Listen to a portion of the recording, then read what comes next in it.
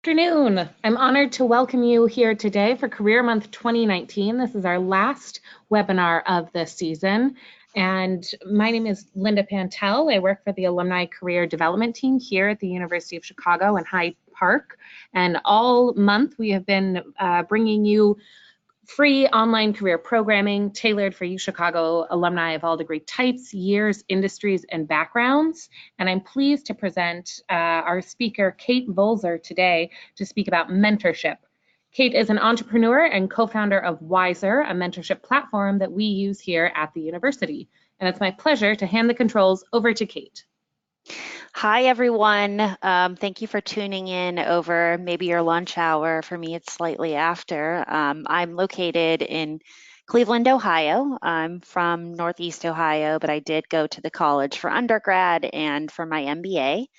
About, well, almost 4 years ago now, I started Wiser, the software company, and the University of Chicago was our very first customer, which I'm extremely grateful for now.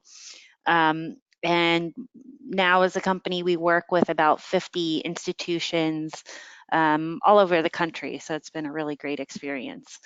Through that time, I've had a lot of interactions with folks on both the mentee side, the mentor side, talked to a lot of leaders across different institutions, both higher education, but then also corporate institutions about what mentorship has meant for them and for their people. And so by no means do I consider myself an expert, but I'm going to talk about some things that we teach to our participants in the Wiser software, but then also at some of our professional development events that we do, and then I'll share some strategies that I've personally used when curating my mentors. So mentorship and sponsorship is super, super important. And I'll dig in. I mean, sometimes mentorship and sponsorship kind of get combined, but they are two very different things.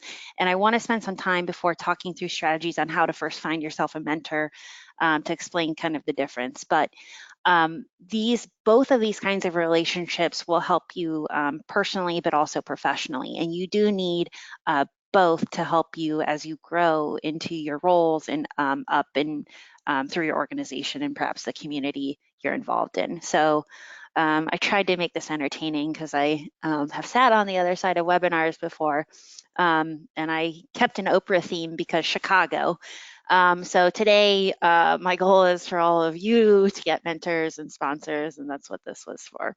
So some of you are logging in thinking about this from the perspective of yourself, but if you have direct reports at your place of employment, I'd like you to also kind of put your mentor hat on or your boss hat on, because there is a lot of research, especially for these kind of the new workers.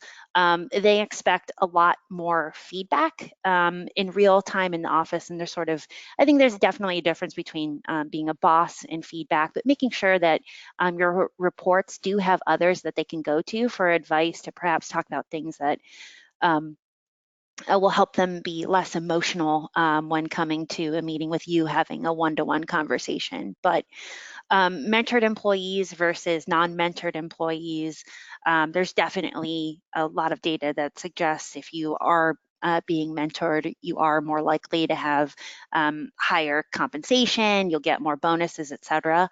I will add a caveat here. So if you're someone that is thinking about setting up a mentorship program in a place of employment, or if you're kind of in the camp of doing things more informally, if you have diversity goals, it is very, very important that you set up a formal mentorship program, because folks that are from ethnic minority groups typically are not ones that are kind of picked out of a group to be mentored. And so that's when formal mentorship programs are really important. So if you aspire to have a diverse and equitable place of employment, I would highly encourage you to ensure that all of your underrepresented employees are mentored. So good news for you, if you have mentors, you're probably already getting paid more than most people, but hopefully we can make it kind of an even playing field.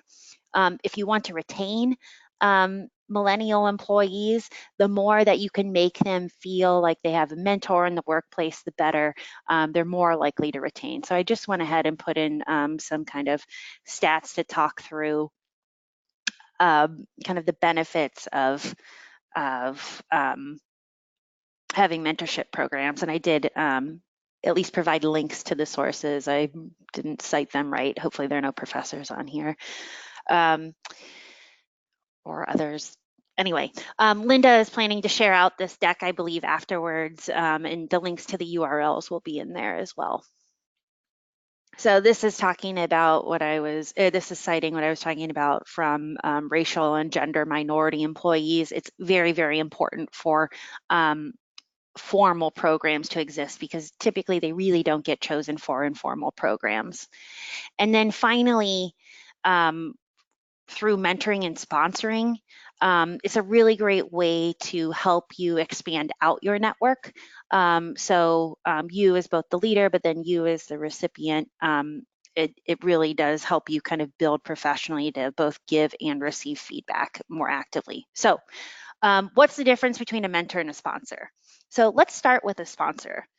A sponsor is someone that is at your place of employment, perhaps, or not necessarily at your place of employment. Typically, it's someone that is more senior than you in an organization, but this is someone that has the ability to influence your career trajectory, and they know you enough in a professional setting to talk positively about you when they hear about an opportunity that might come up for a new role at a new place of employment or an advancement opportunity. So the way you kind of build these are similar in terms of mentor versus sponsor, but you want to make sure that as you're talking to people that might be able to influence your career, make sure you're sharing what your goals are. So if someday you want to be CEO of a Fortune 50 company and you have aspirations of moving up and to be the head of sales before you take on a CEO role or something like that, make sure people that are influencing your growth path know about your goals and that it's very clear. I think you'll find most of your hopefully, I guess I should clarify, hopefully most of your bosses will want to put you into roles where you can be successful, or someone outside of your organization, perhaps a new employer, they want to know that what you want is going to be aligned with kind of the role that you're stepping into. So a sponsor is someone that is advocating for you when you are not in the room. Typically, these people don't, you wouldn't, so you might open up more to a mentor than you would a sponsor, right? So sometimes someone can be, there are a couple schools of thought, right? Like someone says, or I've had people tell me that you can both be a mentor and a sponsor. I think I'm more in the camp of you need to try and keep some separation going, because conversations that I personally have with my mentors, it's where I really open up and share about challenges I might be having as CEO of a company, right? Like I've never run a technology company before. And so every day is a new adventure. And some days are very frustrating and it is lonely at the top. And so you need to have those people that you can both open up to emotionally, but then you also need to have kind of the other group that's that knows what your ultimate goals are. Like I would never probably open up as much as I would in front of a venture capitalist that I hope will invest in my company. Showing kind of vulnerability and weakness in that setting might not be advantageous. So a mentor could be someone at any level. So for me, I would consider my business partners peer mentors, but I also have women who are very senior in companies that have gone through the ranks, kind of climbed, and they run a much larger P&L than I do. And they're the ones that give me both guidance on kind of like a personal level. So, how do I, as a leader, deal with making decisions with incomplete information? So, how do I just both kind of functionally, how do I look at that data, process it, and make a decision? But then, maybe you make a really hard decision where you have to let an employee go. Those days are terrible, and you have to have people that you can go to that help you balance that emotional component of your day-to-day with what should be happening at the business level. And sometimes if you are dealing with that on your own, it's not really easy to make a decision. So who drives these relationships? Both parties, right? Like you can be proactive in reaching out to your mentor or your mentor. Mentees should definitely be proactive in reaching out to their mentor, but mentors don't wait, right? Like if you have someone that's your mentee that you know is struggling at some point, make sure you follow up with them. They might think that they're bothering you or something. So a strategy that I personally use is I try and so I have something that I would call a personal board of advisors. So I have lots of different kinds of mentors that support me in my journey, right? Like the coach is someone that is, running a board of directors meeting is a skill, right? You have to create your agenda, you have to put forward the content so that the people that are your bosses, so my board of directors are my bosses, um, how to communicate that information effectively is a skill. And so you might have a mentor that would practice with you on how to develop a quality agenda for a board meeting. Or perhaps you're negotiating a new business deal. Well, there are frameworks for creating a business development partnership. There are lots of different approaches. You might have a mentor that's a connector. So someone, if you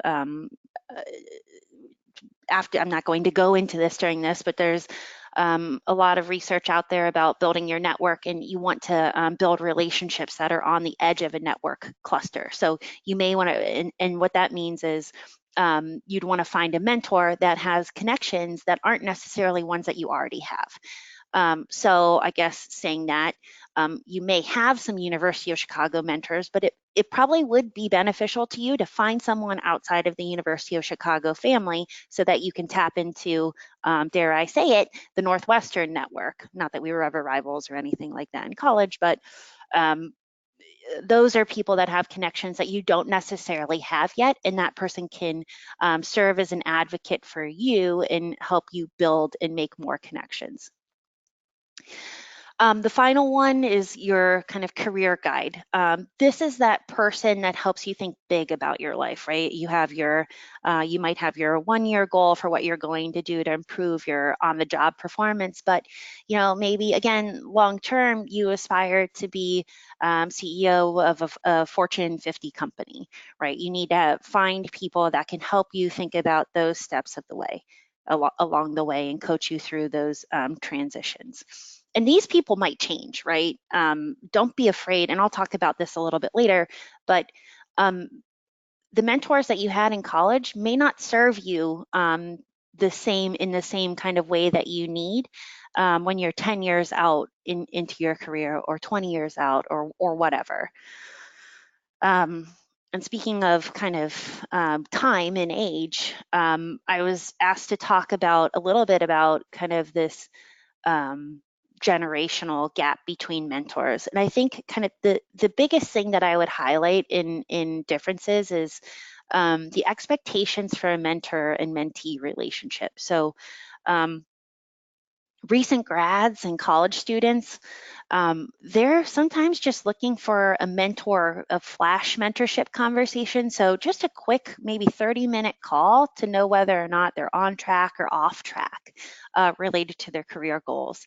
And that can mean a lot for someone, that you're willing to take your time. So to take time to talk to them. And everyone kind of ebbs and flows with how much time they have in their lives. Perhaps you're retired and you have a lot of time to give. I have personally have mentors that are seasoned executives that have a lot more time. And so they will spend an hour and a half over lunch working with me in extreme detail on business strategies. But then I also have mentors that are current executives where the only time I can get on their calendar is while they're commuting for 15 minutes from 7:30 a.m. to 7:45 a.m. But those calls, we have an agenda. They're high impact calls. And just because it's a small amount of time doesn't mean that the content that you're sharing can't be really impactful. So folks that are more seasoned, older, kind of the older generations seem to want to have a very formal, deep mentorship relationship. Not that younger folks don't, but they tend to, younger folks seem to get a lot of value out of shorter conversations as a quick starter. And I don't have a ton of research around that yet. If anyone does, I'd love to have that and learn about that. So, tips for finding successful mentorship relationships. I thought the gray part was funny because it's University of Chicago, and this really isn't rocket science or an econ problem set, right? This is all about you being yourself and finding someone that can help you in return. So when you're going into a mentor recruitment meeting, like anything, you need to be prepared, and that's how you win, right? If you're competing in a sport, you study your opponent's film, you prepare. If you are a musician and you're going into some epic concert performance, the first time that you play is not when you're sitting on the stage, right? So get to know yourself, right? So start out, put yourself through an individual reflection exercise. Be ready to articulate what your aspirations and goals are and be clear what you want to do, right? Because and if you don't know, right, you don't know, but come into that conversation saying, look, I'm in an exploration phase. Um, can you help me during this exploration phase? A big thing that I've learned through all of these kind of mentorship development things is when you're meeting with people that are more senior than you, more busy than you, typically they're ready to be asked for something. So always come in with asks and be clear with what you want during those conversations.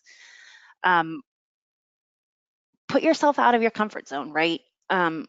If someone said yes and they want to take the time to get to know you, especially if it's someone that came through a warm introduction or someone that someone else knows, they've given you that time and trust that you're worth it, right? Like you add value. Here's how you add value. Know that the time that they are actively choosing to spend time with you and to not spend time doing something else with their families, improving on their jobs, playing with their dog. My little dog could use some more playtime. I think he's getting sick of dog sitters at this point. So make sure that when you're spending time together that it's quality time. This is actually a lesson that I learned at Chicago Booth, the dean, when I started, said, you students are going to be very busy in your careers and you're going to be juggling a lot. And I think this extends beyond MBAs, by the way. You're going to be busy in your careers. You're going to be spending a lot of time working. Make sure that when you are with your family, with your mentors, with your friends, that you are actively paying attention and that you are present. Honor that time. And I think that same rule applies to when you're engaging in a mentor and mentee relationship. So I'll leave that bullet point, move on. I think we practiced this quite a bit while we were in undergrad before showing up at a career fair. I mean, if you know what you want, be prepared to talk about it in a shorter amount of time that's digestible, right? Like nobody wants to hear you talk for 10 minutes straight. You are showing up to a mentorship conversation expecting to learn from the other person. So the more you think about what it is that you want to get out of that conversation and can articulate it in a very concise kind of way and have clear asks, the better that conversation is going to go. And the more that mentor walks away with when they leave that conversation and can then come back and be more helpful to you in the next time. A very, very important thing is just generally do great work, right? Like do your best you can in whatever role you're in. And when you are successful, others really want to help you, right? They want to get on board with someone that is a winner. So tell them why you're a winner and do well on your job. Look, you made it past a very hard step, which is getting into the University of Chicago and one of the degree programs. in their minds, you're already a winner. So tell them why you are successful professionally, or if there are students on this, I don't know if there are students on there in this, why you're successful in the classroom, or maybe on the sports field, or in the concert hall. So how do you find these people? They're really everywhere. And I talked a little bit about earlier, kind of building this personal board of advisors. So it's kind of, at any given time, you probably want to have more than one mentor, because it helps to get perspective from a lot of different areas on challenges. So, by the way, as a leader, as a boss, as a leader of a company, there is no exact right way to run and lead an organization. If you are the leader in that situation, it's all about, so someone presumably hired you and put you in that role. So you need to surround yourself with people that can be supportive of you and what you need in that point in time on your team. And that means your team extends to your board of advisors. So again, first time CEO of a company, I need people to, I don't know how to write code, right? And we're a software company. So I need people around me that understand technology, how to write code.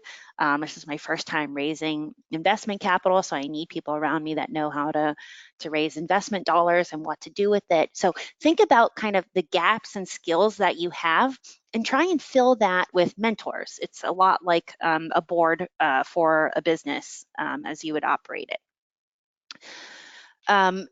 So sometimes companies have formal mentor programs. Your area might have formal mentor programs. If there are women on this, I assume there are quite a few women on this. There are lots of women's organizations around. This is definitely an important time for women to step up into leadership roles, and there are a lot of people that want to give help. So look around you. There are people that want to help. If you're trying to kind of expand your network, beyond what you're already in terms of your employment or other organizations that you've been a part of, maybe volunteer to be a part of a new committee at one of your charitable organizations or a friend's organization or something, and meet new people. At work, a good place to find a mentor is probably, if you're at a larger organization, maybe someone that is not in your direct department, because again, you kind of want to draw a line between your direct performance and kind of your overall growth at the place of work, right? With a mentor, you should feel comfortable enough to be vulnerable and really share your story. And then I guess finally, I'm going to plug my company, right? Like go on the Wiser network. So this whole, it's uchicago.wiser.io. Everyone that's on here, I'm sure will get an invite. But if you go on, you can search the whole network for people that want to help you. I think there are about 6,000 or so active members in the Wiser network, and everyone in there has said they want to have conversations either via chat message or phone conversations. There are affinity groups in there where you might be able to find someone with an overlapping interests. There is a plug for the entrepreneur community. We've got a little discussion board going right now about raising capital. I'm always happy to talk to anyone that needs advice, especially fellow Maroons on starting companies, because it's really hard.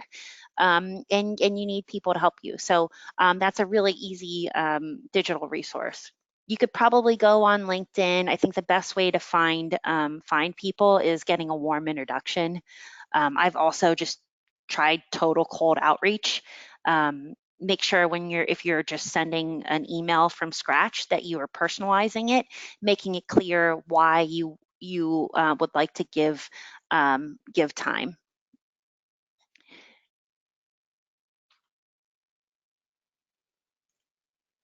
Okay, so when you some advice going into a conversation, make sure that you're establishing expectations. It's sort of like I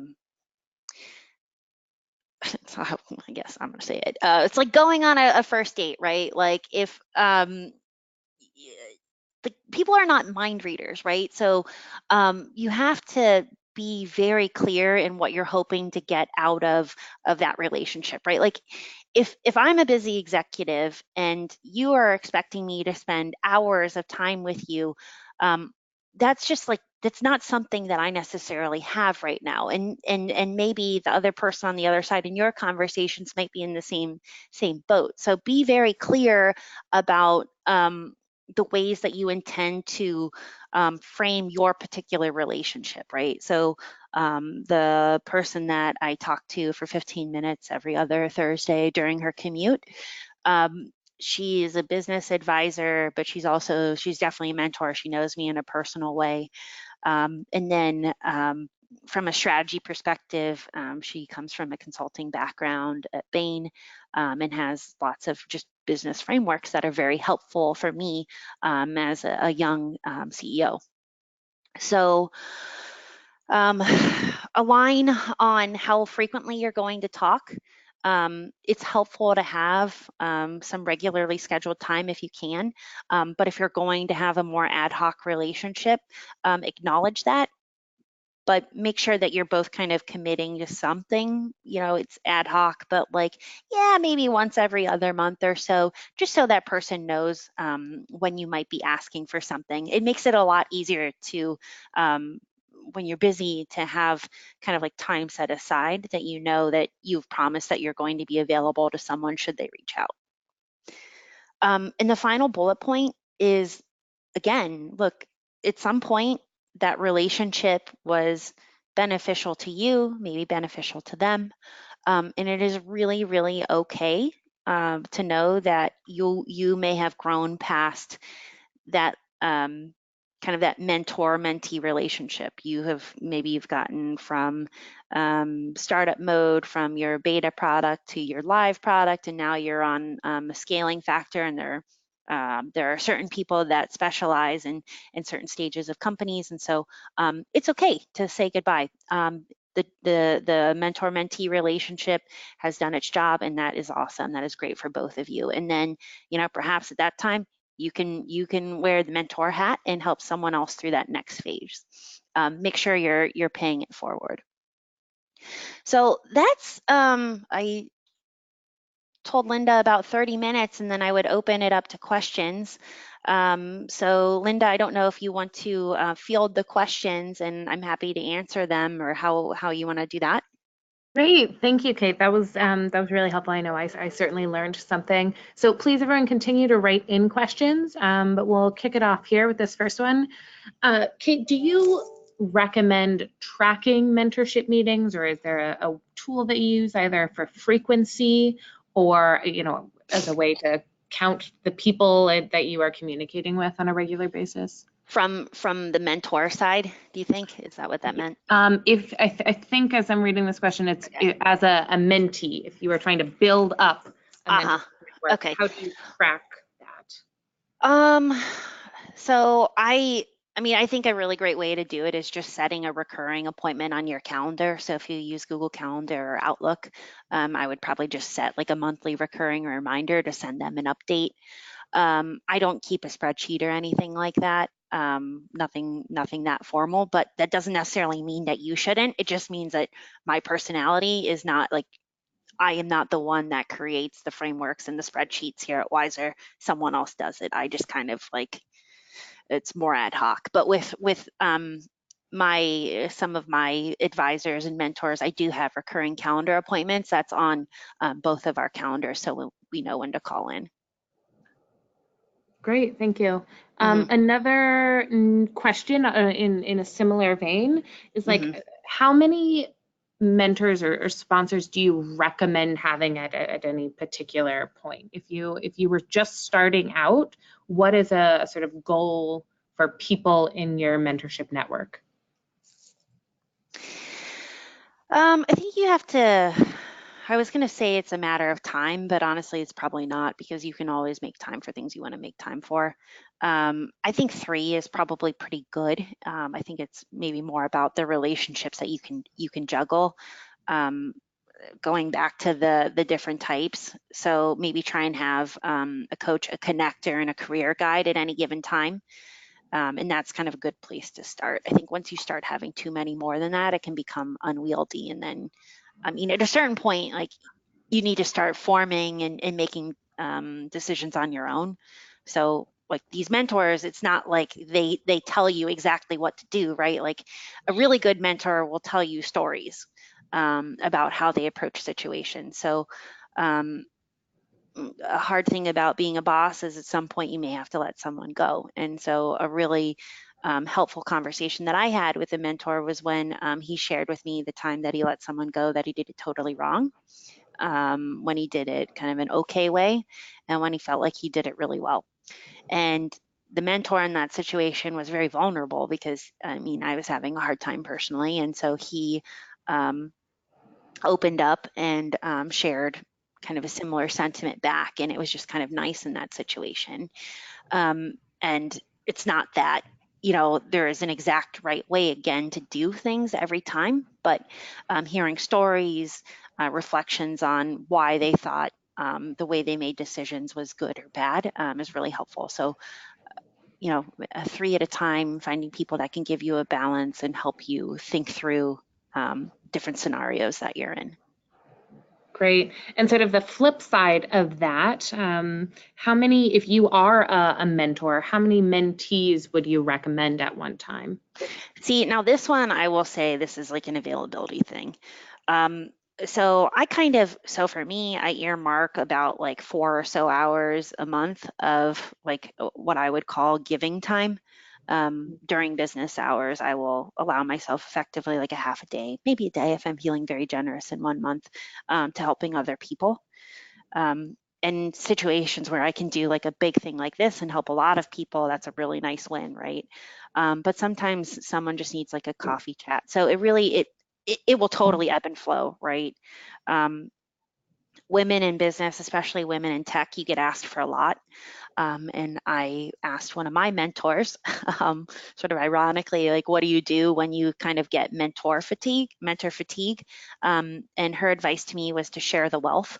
So presumably, other people that might be helpful for that individual that's asking you for help that you might be able to kind of hand off to. And so I don't really necessarily have a count, and I'll be honest, I don't really know who considers me their mentor. But I do have people that I regularly check on that aren't that don't work at my company, that I met through University of Chicago, mostly I think, and then some folks around the area. But there is again like this, like a short call can go a long way. I have a lot of one-on-one coffee chats in that 4 hour block, or I'll do like a 15-minute call, 20-minute call, or something like that. And that allows me to kind of scale my impact. Calls are super helpful. It doesn't necessarily always have to be a face-to-face hour-long conversation. Emails can work too, honestly. That's great. Thank you. Mhm. Do you have any tips for picking back up or restarting a mentorship conversation if it's been a while since you last spoke, perhaps a few months? I think so. What I typically like to do is I imagine it, so I think of it as sort of like a memo, right? Like when I reach out to someone that I haven't talked to in a long time, I think back to the last time that we met. In the email, I write about kind of the change of state in where things were to where they are today in a bullet point format. And then I make it so that they know what the next ask, what I want to talk about during that conversation is. So if you can kind of give like if you've seen like the TLDR, too long, didn't read, like do the bullet point version, assuming this person is very busy.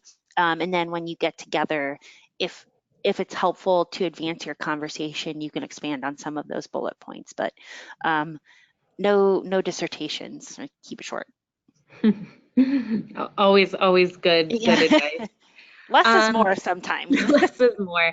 So here's a question. I'm picking up the theme is sort of about how do you keep your mentorship pool fresh and relevant. But this particular question, I'm just going to read this directly. All my best options to tap for mentorship are retired. Their connections are attenuated, and they've retained little insight into the organizations they've left. Plenty of time, but I'm not sure that how best to leverage these potential mentors. What might you recommend in that scenario? Um, so, I mean, if they're not serving you the way you need them to serve you and they're not remaining current, then I think again, that's one of those where like um, you say goodbye, right? Like they served you for that time. Start trying to find ways to go outside of your existing network and find new people that are current. Don't be afraid to say, like recognize that your time is valuable, right? Like they have helped you. You could say thank you. Casually keep them updated, maybe if you want, but I wouldn't commit a lot of time to spending with them unless you just enjoy their presence. But it doesn't sound like they're going to help you professionally. So I'd try and find another way to find people that could help you professionally and sunset those relationships. Great, thank you. You mentioned something just now about sending sort of updates and keeping your mentors Mhm. updated. Can you elaborate a little more about what that might look like? Yeah.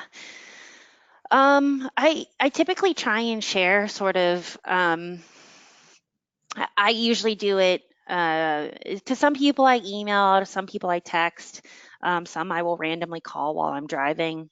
Um, but in that, it's here's what like company life, what I'm wondering about is sort of how I typically frame my um, outreach. So like or like a win loss, right? Like this is what has gone really well, this is what's not gone so well.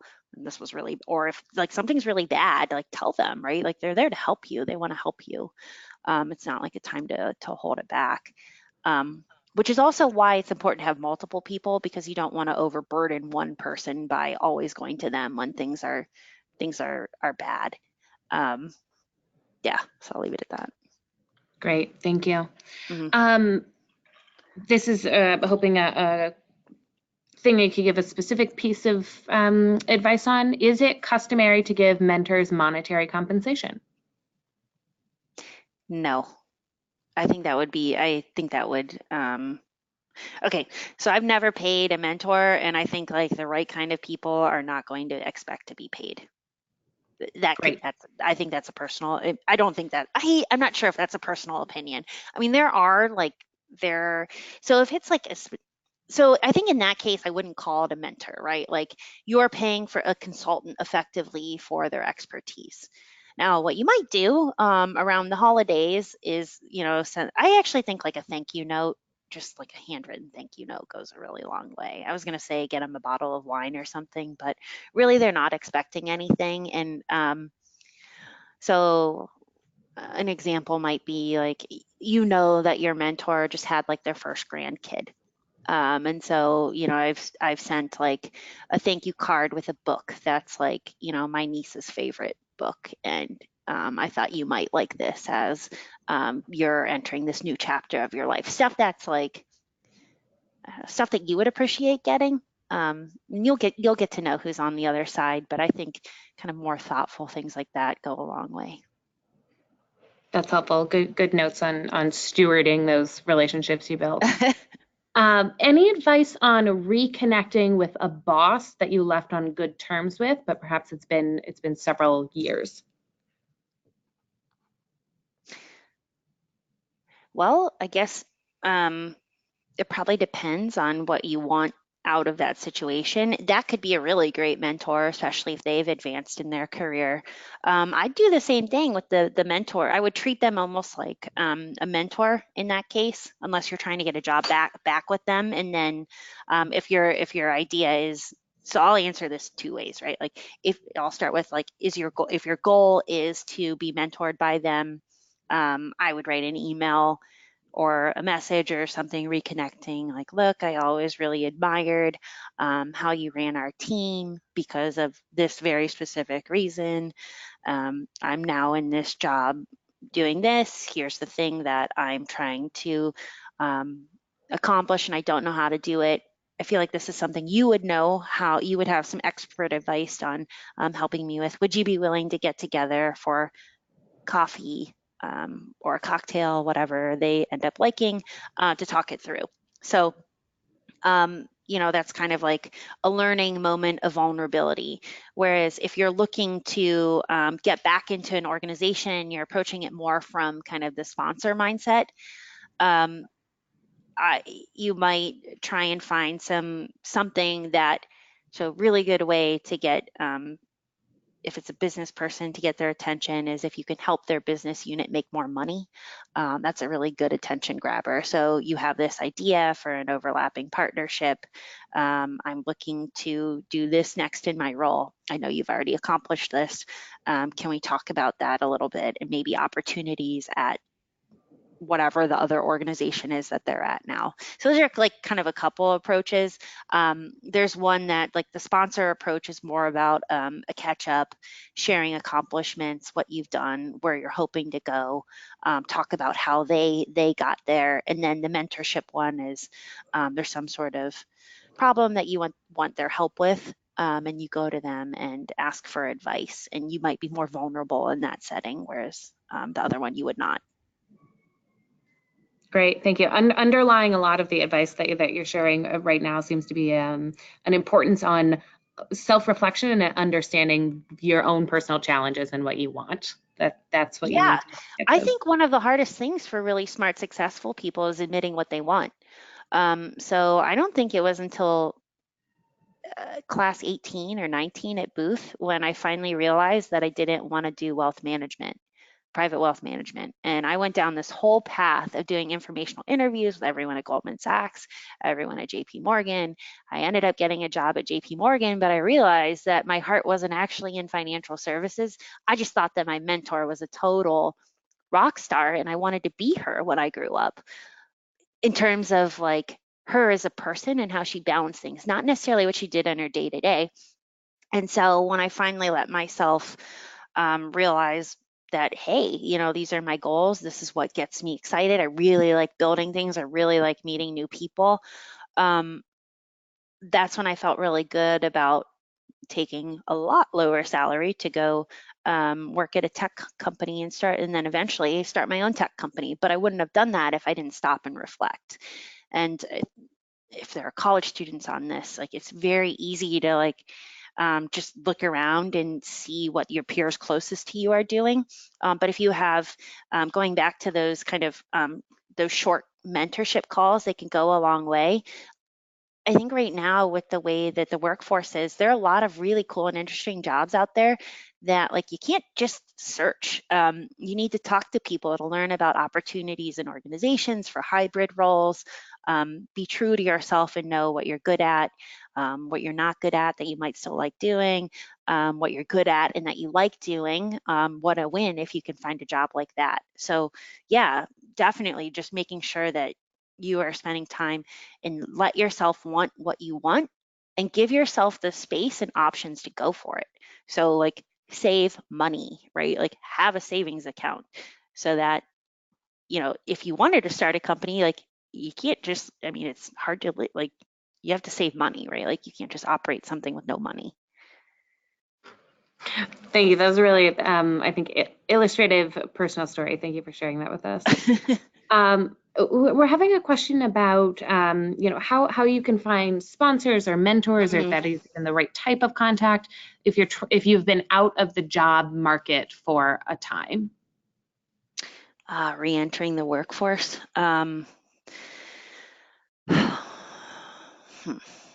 This is tough. It's especially tough for parents that are re-entering the workforce because other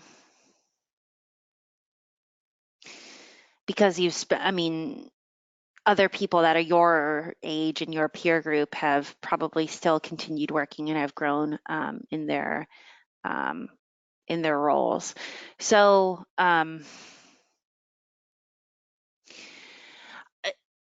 so I've not personally experienced this, right? And so these are just some recommendations. I have not personally tested this, but so what I would do is I would have um, conversations, like find people that have left the workforce and re-entered the workforce in the field that you're trying to get into, because it might be different. Like maybe you're trying to re-enter and become a teacher again, or a nurse or something like that. A nurse, right? Like it's a certain, I think it's kind of a, like you have a skill set, right? Like this is what you went to school for and this is what you studied. It doesn't necessarily matter that well, I guess you would need to be current with like medical thing with it'd be super important to be current with medical things. I'm trying to think of a good example. So I guess a shorter answer is I don't have a good answer for that one, unfortunately. I would, for whoever asked that question, I would recommend talking to others that have re-entered. I can Yeah. also quickly recommend that yesterday we did a webinar all about reentering the workforce. So it is Okay. on our YouTube channel. Check that out. But I think some of the underlying things that Kate is sharing about how do you get that proactive outreach and the importance of Yeah. reflecting on what you are looking for is a helpful orientation. Yeah, I think they're definitely better experts on that than me. Thanks. Know what you don't know? Know what you don't know. Another perennial piece of advice. Yeah. We are getting a few questions about just what is Wiser. Oh, Um, sure.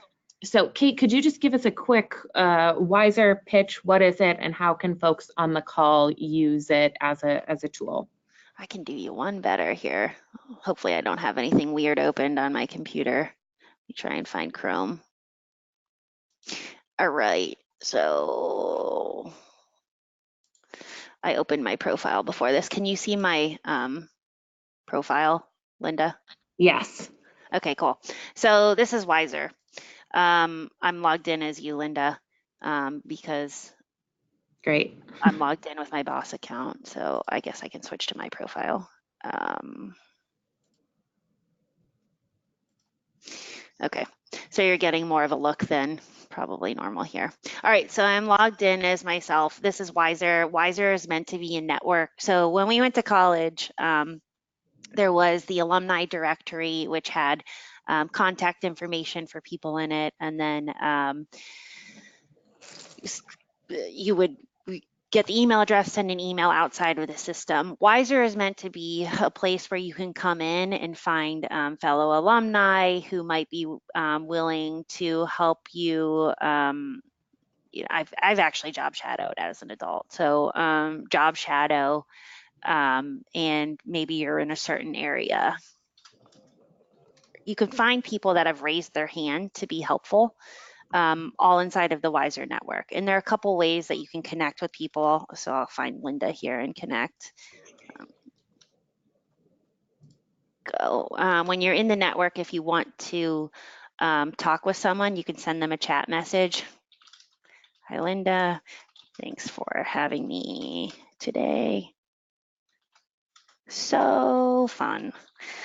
So you can send a chat message. If it's someone that you want to have an introductory phone conversation with, we have some default agendas to help you get started in that introductory conversation. So advice for managing a career, right? Like you can use our default agendas that are built in, or you can customize it. And then when you go back and forth with the person that's going to give you help, you'll have an opportunity to confirm appointment times, and then you'll each get a calendar appointment with a dial-in, a conference bridge, and access codes. Other things in the network that you can do, you're gonna see a lot more than.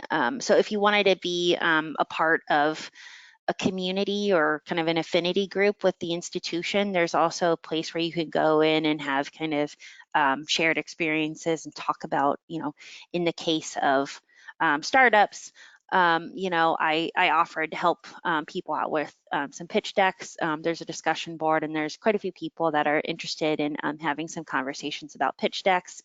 It's a really great place to share content. You can embed videos and any sort of pictures you want. You can also, if any of your groups or organizations are having events coming up, this is a very easy way to share events.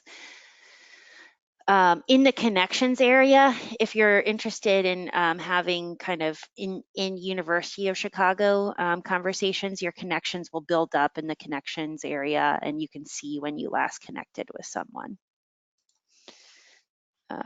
Hopefully that was helpful. A quick flyby. Great, that is a quick flyby, and we will include this in the follow-up email. So this is a tool available for you Cool. all today. Wonderful. And Kate, Wiser is a great resource for some of that like informal mentoring. Do you have any examples of formal mentorship programs, or how one could go about finding examples of formal mentorship programs that exist?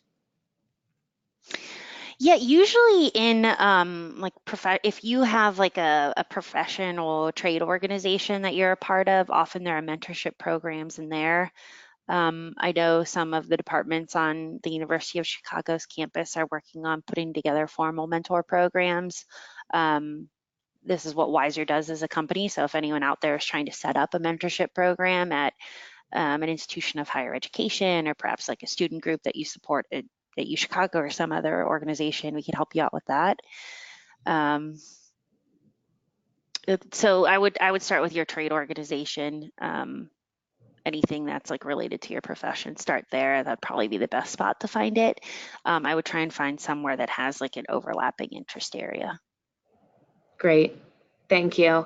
Okay, so we are going to wrap up in a few minutes, but Kate, I just wanted to ask you any synthesizing advice or action items, for everybody who's spent the past 50 minutes with us. What is the next step or thing that they can take away that will help them get better mentors and sponsorship? I think first you have to know what you want. So make sure you spend time giving yourself space to want what you want, and know what it is, so that you can have clearer asks when you go into mentorship meetings. There's nothing worse than giving up your time and like the person that you are helping, them not knowing what they want, because like I can only help so much, right? So I would say that. And then I guess next, if you are able to volunteer and help students or your fellow classmates out, the Wiser Network is a very easy way for you to get started. And don't be shy about reaching out to people either. Great. That's advice I think we can all take to heart. Well, thank you everyone for joining us today, and for the rest of November as you participated in Career Month. It was such a pleasure having Kate with us. Her expertise is made perfectly for this type of presentation. We really appreciate you spending some of your 4-hour a month allocation with us today, Kate. So thank you very much. Again, we will be sharing out a recording of this, and Kate has been so kind to share her deck as well. There is a handout in the handouts feature that's sort of a quick cheat sheet, so to speak. So we'll include that in the email, but you can download it right now from your control panel. And with that, thank you very much and have a wonderful rest of the week. Bye, everyone.